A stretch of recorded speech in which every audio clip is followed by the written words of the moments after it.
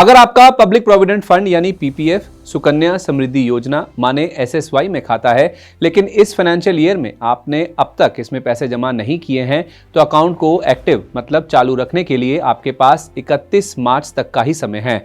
अगर आप minimum annual deposit करने से चूक जाते हैं तो आपका खाता फ्रीज हो सकता है, साथ ही जुर्माना भरना पड़ सकता है और तो और टैक्स बचाने से भी महरूम रह सकते हैं।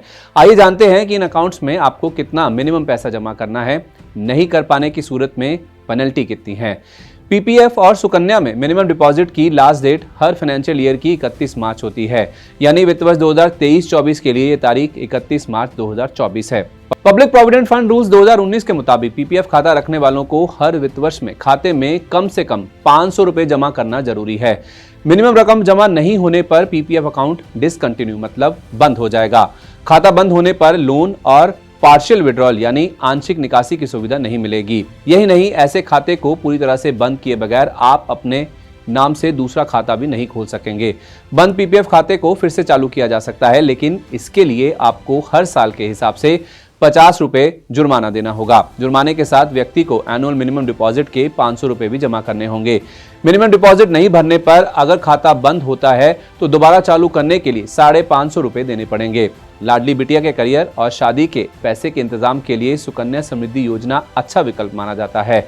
सुकन्या समृद्धि योजना में अगर आपका अकाउंट है तो हर साल मिनिमम 250 रुपए जमा करने होते हैं। अगर आप ये पैसा जमा नहीं करते हैं तो अकाउंट डिफॉल्ट माना जाता है। अकाउंट दोबारा चालू करने के लिए 50 रुपए प्रति वर्ष का जुर्माना देना पड़ेगा। साथ ही हर साल के हिसाब से 250 रुपए का मिनिमम डिपॉजिट करना होगा।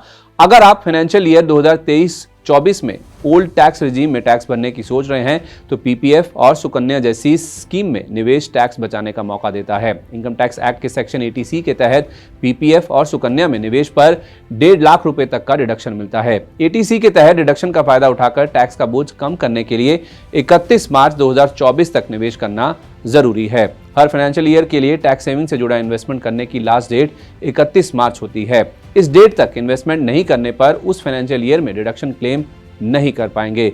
इसका मतलब जेब से ज्यादा टैक्स की अदायगी है। सरकार ने न्यू टैक्स रिजीम को आकर्षक बनाया है। 1 अप्रैल 2023 से न्यू टैक्स रिजीम के तहत इनकम टैक्स स्लैब में बदलाव किया गया। बेसिक एग्जेम्पशन लिमिट 2.5 लाख रुपए से बढ़ाकर 3 लाख रुपए की गई। स्टैंडर्ड डिडक्शन को शामिल किया गया। न्यू रिजीम में 7 लाख रुपए तक की इनकम पर कोई टैक्स नहीं है। न्यू टैक्स रिजीम में पीपीएफ और सुकन्या में निवेश पर टैक्स छूट नहीं है। हालांकि 31 मार्च की डेडलाइन मिस करने पर पेनल्टी जरूर भरनी पड़ेगी। आयकर कानून सैलरीड समेत कई टैक्स पेयर को न्यू और ओल्ड टैक्स के बीच सुविधा अनुसार हर साल चुनाव करने का विकल्प देता है। टैक्स बचाने के लिए 31 मार्च तक पीपीएफ और सुकन्या समेत 80C में आने वाले विकल्पों में निवेश जरूर करें, यानी मोटा मोटी आपके पास 1 महीने का ही वक्त बचा है।